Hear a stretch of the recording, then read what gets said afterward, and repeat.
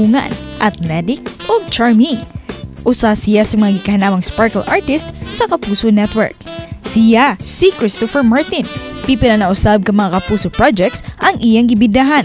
Apan ning baguhay lang, iyang gipakilig ang mga maanyag nga kandidata sa Miss Danao City 2023 subay sa ilang Karanza Festival.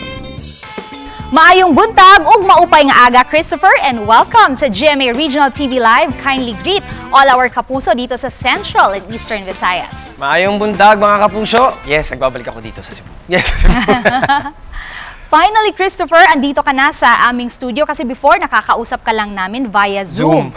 Yeah, so how does it feel na talagang andito ka na personal? Konti-konti kasi sa before pag nagpo-promote kami ng mga shows or mayroong mga singles, kami puro Zoom lang talaga. So konti-konti na pupuntahan na namin kasi tapos na kami sa ibang part ng Pilipinas. Ngayon nandito na ulit ako sa Cebu. Ngayon nagagawa na natin to ng face-to-face na. Yes. I know this is not the first time na magpapasaya ka sa ating mga kapusong Cebuano, pero bakit mo ba babalik-balikan ng Cebu?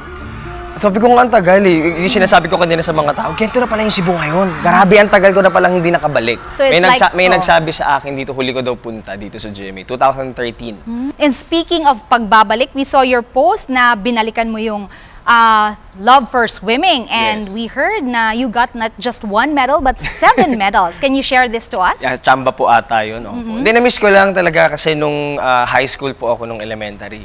Talaga ako, varsity ng swimming talaga, ng school namin.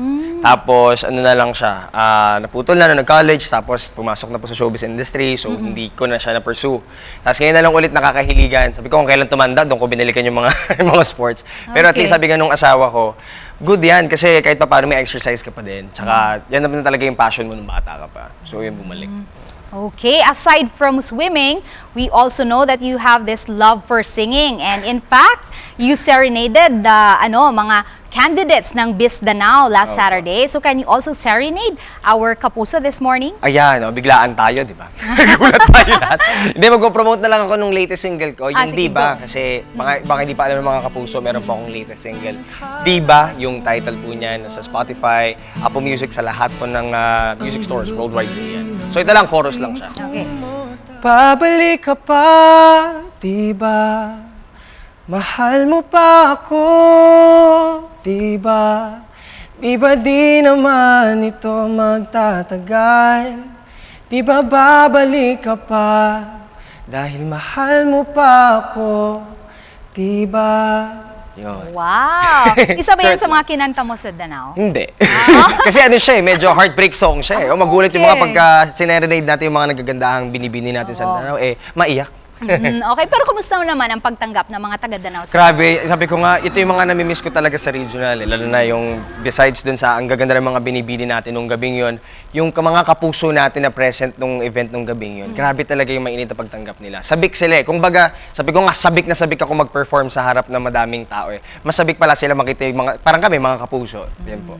So in behalf sa mga taga-Danao, ako na rin ang magsasabi na thank you for making our mga taga-Danao happy, and kindly take this opportunity na continue to invite our kapuso to support your shows. Ayan mga kapuso natin, maraming salamat po, lalo na po sa mga nakasama natin last Saturday po. Siyempre magpo-promote na rin po ako ng upcoming soap. Yes, safe naman naman pong i-promote yun. Ang Makiling po.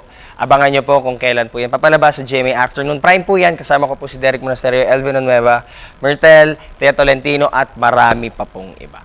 Okay, ano naman ang message mo sa ating mga kapuso who are watching us right now? Mga kapuso, patuloy po natin pa-suportahan ng mga GMA shows, lahat po yan. From umaga hanggang gabi, hanggang matulog. Maging habit po nating manood ng mga GMA shows. Maraming salamat po. Daghang salamat, Christopher Martin, for sharing your time with us dito sa GMA Regional TV Live.